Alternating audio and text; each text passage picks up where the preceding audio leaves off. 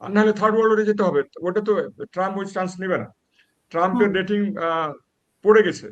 কংগ্রেসে তার বিরুদ্ধে, রিপাবলিকান ডেমোক্রেট এরাও তার বিরুদ্ধে চলে যাচ্ছে, পাবলিক রেটিং এগেনস্টে যাচ্ছে। এবং মিলিটারি কিন্তু প্রথম আমেরিকান মিলিটারি প্ল্যানিং এ তাকে বলেছিল যে প্রেসিডেন্ট আপনি এই এই যুদ্ধের সূচনা করেন না, কিন্তু মিলিটারি প্ল্যানিং পরামর্শ ট্রাম্প শুনে নাই। হুম। এখন দেখা যাক, ওর মধ্যে দুটো ভাগ হয়ে গেছে। হুম। ডিপ্লোম্যাটদের মধ্যে ধরেন যে তাদের যে সেক্রেটারি অফ স্টেট আছে, সে বলছে যে আমি তো ডিপ্লোম্যাটিক্যালি আইসোলেটেড হয়ে যাচ্ছি। মিলিটারি হুম। জেনারেল যে chairman of this joint stuffs committee, উনি বলছেন যে এটা মিলিটারিলি ফিজিবল হবে না। মানে আমরা করেছি, যথেষ্ট করেছি, ফাইন, বাট এখনো তো তারা গিভ আপ করতেছে না। তবে আমার মনে হয় এটা আর বেশি দিন চলা উচিত না, যদি সামগ্রিক কিন্তু অর্থে দেখি আমি।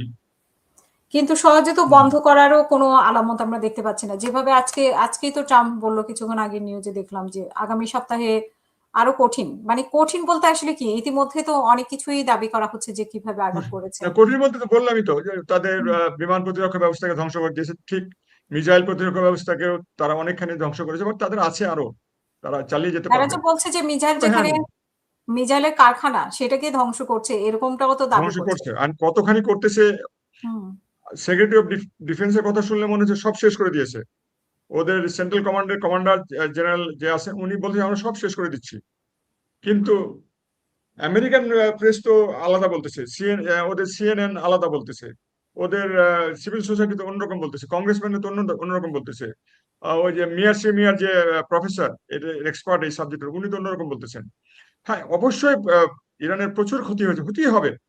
হুম। দুটো এত বড় বড় পাওয়ার, আমেরিকা এবং ইসরায়েল একসঙ্গে তারা যুদ্ধ করতেছে, হুম। এবং তাদের এয়ারফোর্স তো বললাম, the best air force in the world, both America and Israel. But কিন্তু যুদ্ধটা তো অন্য অন্য আঙ্গিকে চলে গেছে। এখানে তো আহ, বিশ্বের অর্থনীতি এখানে ইনভলভ, বিশ্বের কূটনীতি এখানে ইনভলভ। এখন কেন, যদি ইরান আসলে আণবিক শক্তি পেয়ে থাকে, তাহলে তো অন্য দিকে চলে যাবে। তবে ইরান বোধহয় একটা ওই শর্তে তিনবার, কিন্তু গত 3 দিনের মধ্যে তিনবার তাদেরকে দেওয়া হয়েছে, প্রস্তাব দেওয়া হয়েছে তোমরা সিজ ফায়ার করো, বাট ইরান সিজ ফায়ারে রাজি হচ্ছে না। তাদের কন্ডিশন দিয়ে সিজ ফায়ার দিচ্ছে। ইরান চাচ্ছে আনকন্ডিশনাল সিজ ফায়ার প্রস্তাব দিতে হবে, সেটা ইরান এখনো মানতেছে না। দেখা যাক, something will come out, something will come, because France যদি ব্যাক না করে, জার্মানি যদি ব্যাক না করে, ইংল্যান্ড তো একটু দূরে সরে আছে, কিছুটা দিয়ে সরে আছে, একটা ফ্রিগেট না একটা ডেস্ট্রয়ার পাঠিয়ে দিয়েছে, দূরে সরে গেছে। এবং জাপান এবং সাউথ কোরিয়া বলছে আমরা তো টিকতেই পারবো না আমাদের তেল না আসলে। এবং জাপান, সাউথ কোরিয়া আমেরিকার জন্য অনেক অনেক অনেক অনেক দরকার। চীন তো এটা মেনে নিচ্ছে না। চীনের তো এনার্জি ছাড়া চীন চলতেই পারবে না। একদিন এনার্জি বন্ধ থাকলে চীনের এত এনার্জি দরকার, চীন একটা একমাত্র কান্ট্রি যার নিজস্ব কোনো তেল না। রাশিয়া তেল, এখানে লাভবান হচ্ছে রাশিয়া, রাশিয়া তেল বিক্রি করে টাকা পাচ্ছে, হুম। বুঝছেন। এবং চীন তো, এখন মানে চীন তো সহযোগিতা করতেছে ইরানকে। তো আজকে আমরা করতেছে, দেখলাম করেছে।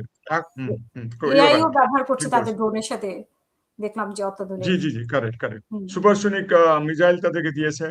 তারপরে ইন্ডিপেন্ডেন্টলি টার্গেটেড মিসাইলস বলে এটাকে, মানে একসঙ্গে অনেকগুলা মিসাইল বের হবে এবং তার বিভিন্ন টার্গেটে চলে যাবে। হুম। ওইটা হচ্ছে। তো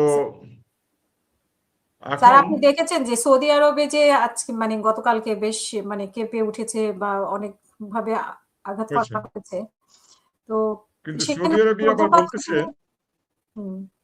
আজকে ট্রাম্পের সাথে সৌদি প্রিন্সের কথা হয়েছে টেলিফোনে। তো সৌদি প্রিন্স বলছে যে আমি তোমার জন্য এত কিছু করতেছি, আর তখন সৌদি প্রিন্স বলছেন আমি এখন ইরানের সাথে যোগাযোগ করেছি। বলে কি রকম, তোমাকে আমি এত কিছু করে দিলাম। বলে তুমি তো যুদ্ধ শুরু করার আগে আমার সাথে আলাপ করো না, বলে টেলিফোন নাকি ছুঁড়ে ফেলে দিয়েছে ট্রাম্প। এটা আমি একটা কমেন্টরি শুনতেছিলাম, সেখানে এরকম মনে হলো আর কি। ভিতরকার খবরটা এরকম, ট্রাম্প এটাকে এখন তার প্রেস্টিজ ইস্যু নিয়ে ধরে ধরে ফেলছে। আমেরিকা হারতে পারে না, আমেরিকা মেনে নিতে পারে না, এটা এরকম ব্যাপারটা। ইরানও বোধহয় এরকম হয়েছে, বাট একটা মাঝখানে একটা কিছু আসবে।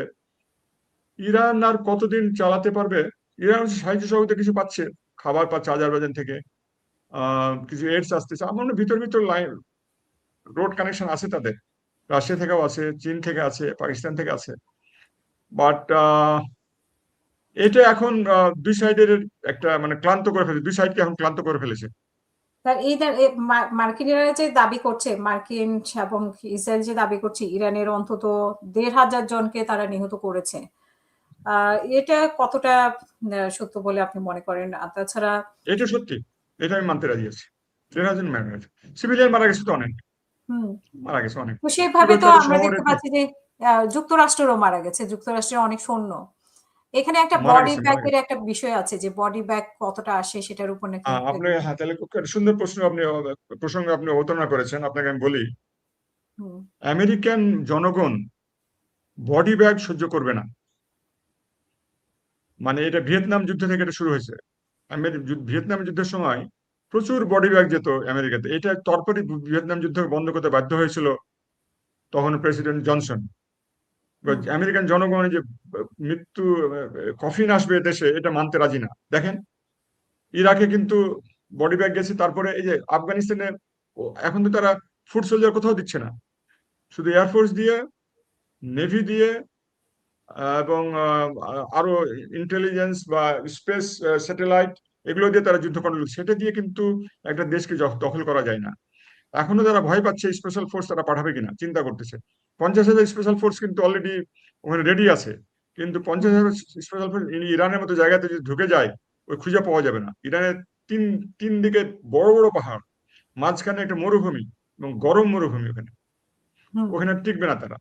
আর স্পেশাল ফোর্স ওই জন্য আর তখন বডি ব্যাগ যাওয়া শুরু করবে। বডি ব্যাগ যাওয়া শুরু করলে আমেরিকান পাবলিক একদম রাস্তায় নেমে যাবে, এটা মেনে নিবে না। হুম, বোধহয় ওরা সব কথা বলতেছে না, ব্রিফিং এ তারা সব কথা বলতেছে না।